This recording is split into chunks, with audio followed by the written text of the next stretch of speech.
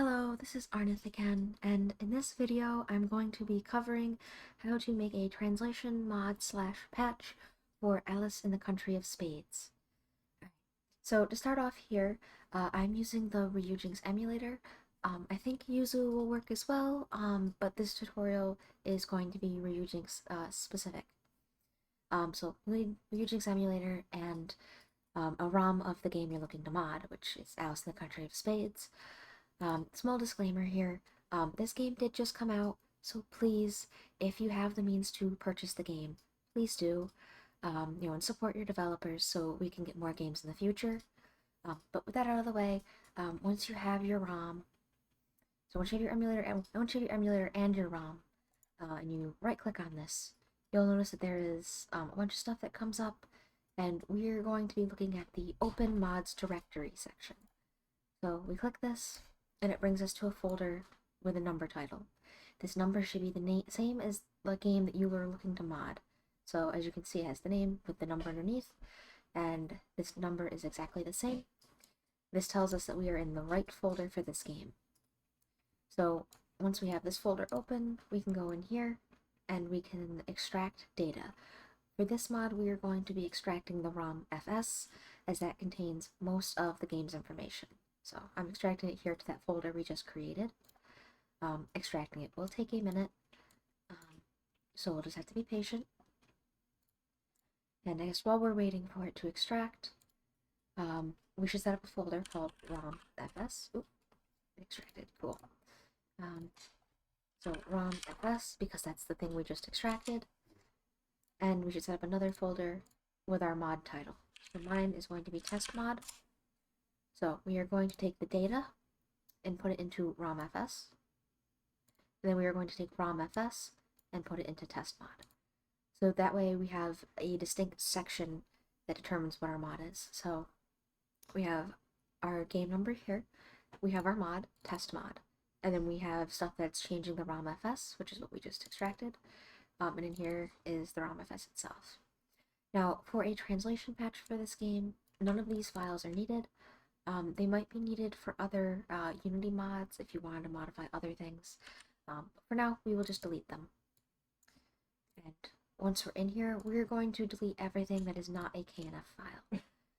KNFs contain information relating to the dialogue and scripts of the game, so everything that is not a KNF can be deleted. So delete all of those. And the specific KNFs that we are looking for is text, script, and name. Things can be modified in the other files, but they are not quite as useful for our purpose of making a translation mod. So if we delete these, and we're left with name, script, and text, name here contains all of the names of every character in the game. So we can go in and just write Alice Little here, save that, and whenever we see Alice's name in game, it'll instead say this. So for the next portion, we are going to need a tool that I made. So currently we're doing nothing with the script files, but I'm leaving it in here because it contains like extra miscellaneous information that isn't dialogue. But currently we're not modding these, and we don't have any tools to mod it. But this is what we will be looking to mod, is the text file. So start off here, we will need the Spade exporter and reimporter that I made. It can be downloaded here. This is the page that has all the source code, so you can dig in and look at all the code I wrote for it and download the project for yourself. Or if you're not so, like, I guess, technically inclined or, like, familiar with how code works, and you just want an executable, you can come over to the download section and just click on Spade exporter and reimporter. The links to this stuff will be in the description to make it easy on everyone. So you'll download this, and it should give you just this executable. This up here is the actual code, which won't be in that download for those of you who don't want to mess around with code. So it'll just be this for everyone who doesn't want to mess around with code. And what we'll do here, for the game file to export, we are going to navigate to this here. Once we hit browse, we are going to navigate to the text file. Script currently won't do anything if you export it. It actually might just crash my little application. So we want to select the text file here. and we want to export this to text. So I'm going to name the file we're exporting as export. And once we open this file, we will see that this contains all text for the game. So this is like the first line of dialogue you see in the entire game, and so on and so forth as we keep going. If we open this in something like Notepad++, let's drag that in, and then go all the way down, you can see it is very long. So 28,000 lines. That's quite a few. It contains all sorts of things too, like these here I would recommend not modifying. These are effects that show up on screen, thus why they are in English and not in Japanese. These here also probably should not be modified. These are markers indicating what scene you're in. So changing them could confuse the game as to where you are exactly. So I personally would not change those either. It also might make it so the game doesn't load if you change these, because it will look for these. But anyway, if we scroll back up to the top, first line of the game. Let's just type out a short little thing here.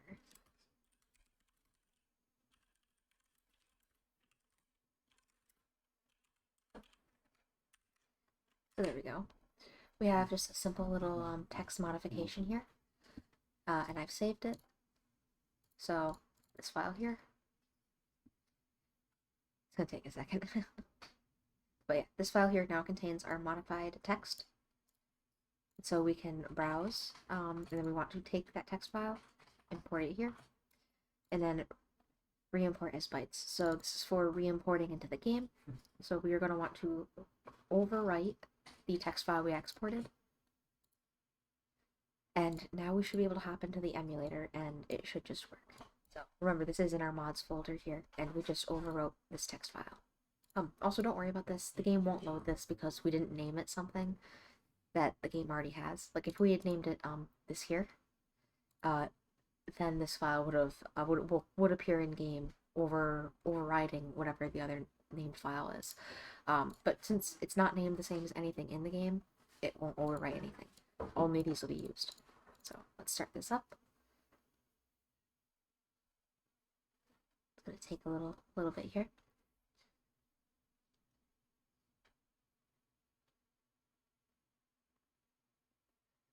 I guess some quirks about this tool. I would only ever import or export the text file here, the KNF EP0 text to.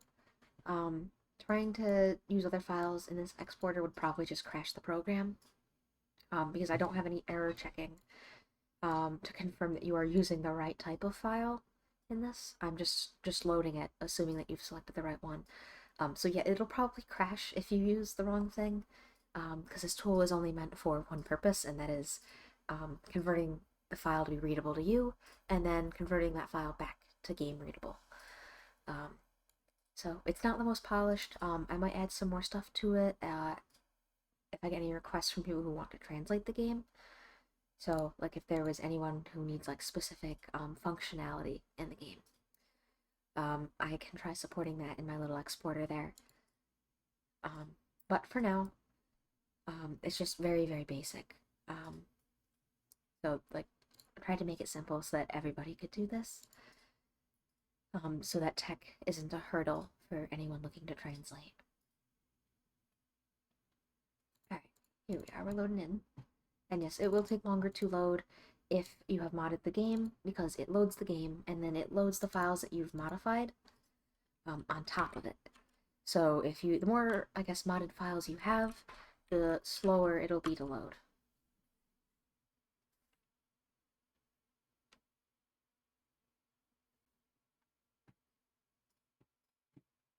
Yeah, so here we go. That's the text that we've added.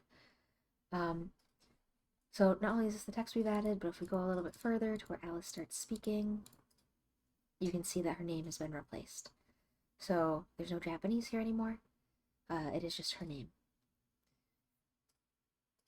And so that is how it works. It's pretty simple, pretty easy, I think, for just about anybody who's used an emulator to hop in and make a small patch.